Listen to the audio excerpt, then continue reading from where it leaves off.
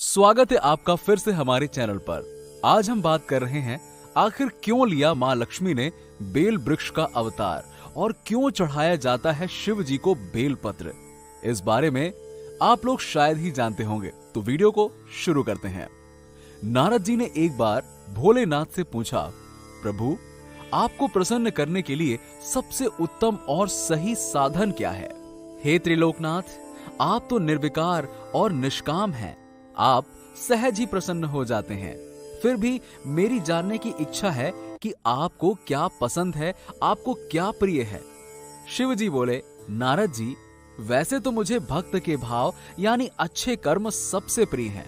फिर भी आपने पूछा है तो बताता हूं। मुझे जल के साथ साथ बेल पत्र यानी सभी देवी देवताओं को अर्पित करने का विधान बहुत प्रिय है। जो अखंड बेलपत्र मुझे सच्चे लगन और मन से अर्पित करते हैं, मैं उन्हें अपने लोक में स्थान दूंगा। नारद जी भगवान शंकर और माता पार्वती की वंदना कर अपने लोक चले गए। उनके जाने के पश्चात पार्वती जी ने शिव जी से पूछा, हे प्रभु, मेरी ये जानने की बड़ी इच्छा हो रही है कि आपको बेलपत्र इतने प्रिय क्यों हैं? कृपा करके मेरी जिज्ञासा शांत करें। शिव जी बोले, बेल पत्र के पत्ते मेरी जटा के समान हैं, जिसका त्रिपत्र यानी कि 3 पत्ते ऋग्वेद, यजुर्वेद और सामवेद हैं। शाखाएं समस्त शास्त्र का स्वरूप है। बेल पत्र को आप पृथ्वी का कल्प वृक्ष समझें, जो ब्रह्मा विष्णु शिव स्वरूप है। इसीलिए स्वयं महालक्ष्मी ने शैल पर्वत पर बेल पत्र रूप में जन्म लिया था। ये सुनकर पार्वती जी थोड़ा सोच में पड़ गई। उन्होंने पूछा, देवी लक्ष्मी ने आखिर बेलपत्र का रूप क्यों लिया? आप ये कथा विस्तार से कहें। भोलेनाथ ने देवी पार्वती को कथा सुनानी शुरू की। हे देवी, सतयुग में ज्योति रूप में मेरे अंश का रामेश्वर लिंग था। ब्रह्मा आदि देवों ने उसका विधिवत पूजन अर्चन किया था। मेरे अनुग्रह से वाग देवी सबकी प्रिय हो गई। वो भगवान विष्णु को भी सतत प्रिय हो गई। मेरे प्रभाव से भगवान केशव के मन में वाग देवी के लिए जितनी प्रीति हुई, वो स्वयं लक्ष्मी को नहीं भाई। इसीलिए लक्ष्मी देवी चिंतित और रुष्ट होकर परम उत्तम श्री शैल पर्वत पर चली गईं। वहां उन्होंने मेरे विग्रह की उग्र तपस्या शुरू कर दी। हे परमेश्वरी, कुछ समय बाद महालक्ष्मी जी ने मेरे विग्रह से थोड़ा ऊर्ध्व में एक वृक्ष का रूप धारण कर लिया और अपने पत्र पुष्प द्वारा निरंतर मेरा पूजन करने लगी।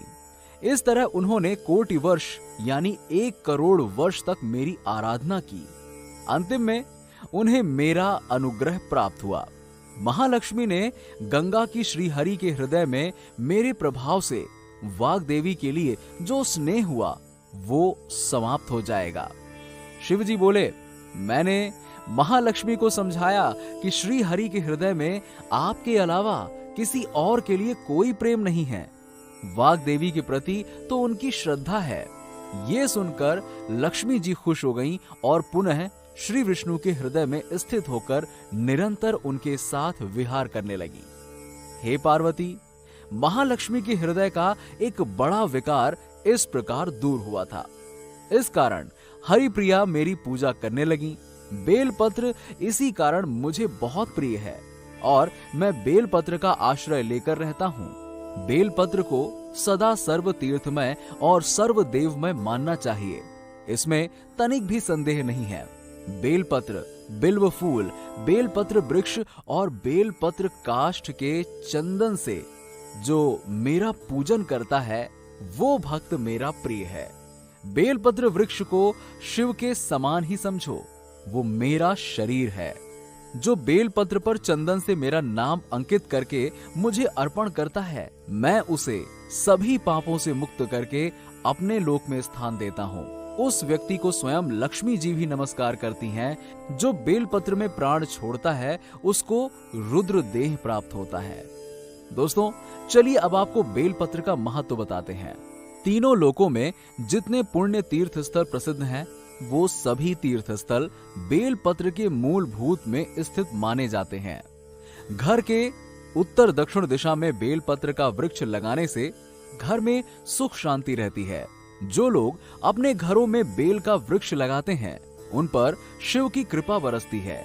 घर के उत्तर पश्चिम दिशा में उसे लगाने से यश और कीर्ति की प्राप्ति होती है। यदि बेल का वृक्ष घर के बीच में लगा हो तो घर में धन धान्य की कोई कमी नहीं रहती है और परिजन खुशहाल रहते हैं।